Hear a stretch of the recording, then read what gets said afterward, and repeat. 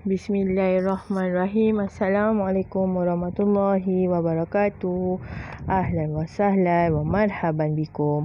Okey, jumpa lagi kita minggu ini untuk pelajaran Al-Lughatul Al-Arabiyyah Lisanati As-Saniyah ma'a saya Ustazah Ain. Okey, untuk minggu ni kita akan sambung lagi pelajaran kita yang lepas, iaitu tajuknya Al-Adawatul Istifham. Al-Adawatul Istifham. Okey, kita ulang kaji balik semula. Ma makna Adawatul Istifham? Ingat lagi tak? Okey, Adawatul Istifham adalah kata tanya.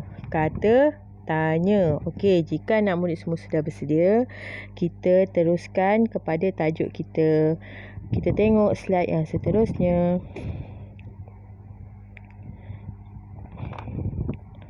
Okey. Slide yang pertama.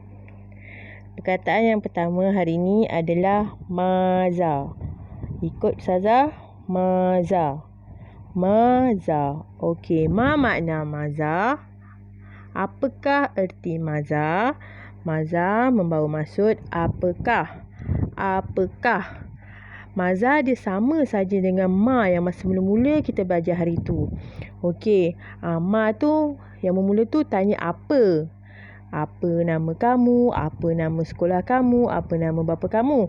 Tapi maza apakah? Apakah ini kita selalu akan tanya orang dalam bahasa Arab sekiranya kita nak tanyakan perbuatan yang orang tu lakukan.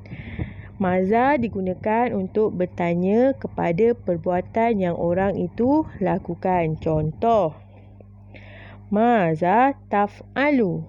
Maza taf'alu? Apakah yang sedang kamu lakukan? Apakah yang sedang kamu lakukan? Kalau kita tanya, apa yang kamu makan? Maza ta'kulu? Kalau apakah yang kamu baca? Maza taqra'u? Maknanya maza digunakan untuk kita tanya seseorang itu tentang perbuatan yang sedang mereka lakukan. Okey, faham tu? Kita teruskan kepada slide yang seterusnya. Okey, slide yang seterusnya adalah hal. Hal. Apa erti hal?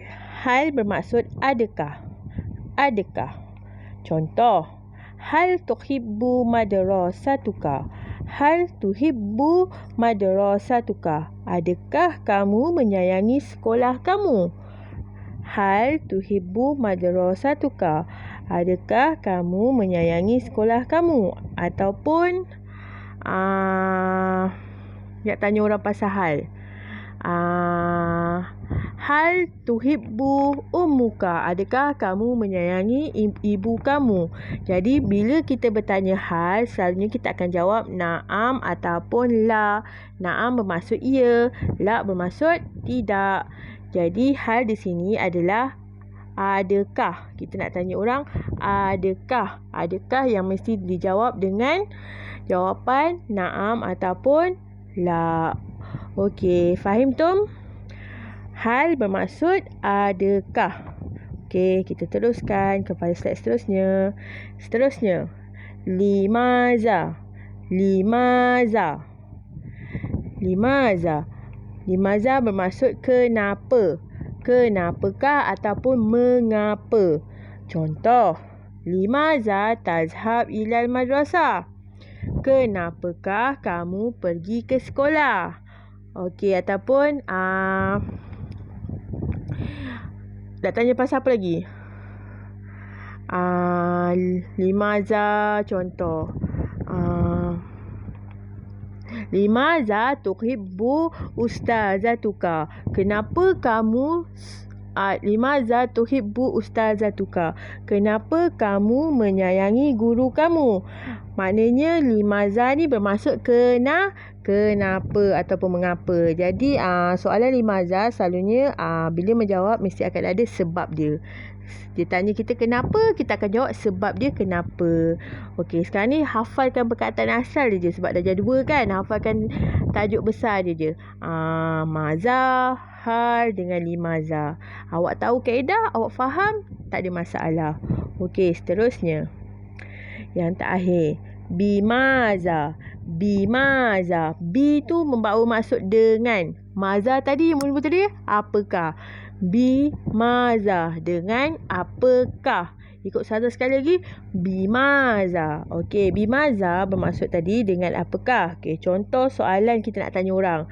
Bimaza tazhab ilal madrasah? Dengan apakah kamu pergi ke sekolah? Kita tanya orang tu dengan apa? Maknanya dia akan jawab, saya pergi ke sekolah dengan basikal. Saya pergi ke sekolah dengan kereta. Faham tak? Okey, bimaza membawa maksud dengan apakah? Dengan apakah? Okey, faham? Okey, aktiviti hari ni anak-anak murid diminta untuk menyalin nota kat sebelah Ustazah tu, yang kat sebelah slide tu yang bertajuk Adawatu Istifham. Tulis hari dan tarikh hari ini. Salin semula perkataan tu. Maza, hal, mata, kam, man, aina, kaifa, limaza. Buat cantik. Tak kisah dalam bentuk macam mana kamu nak buat cantik. Lepas tu dia ada 8 je, yang kita dah belajar 10 kan.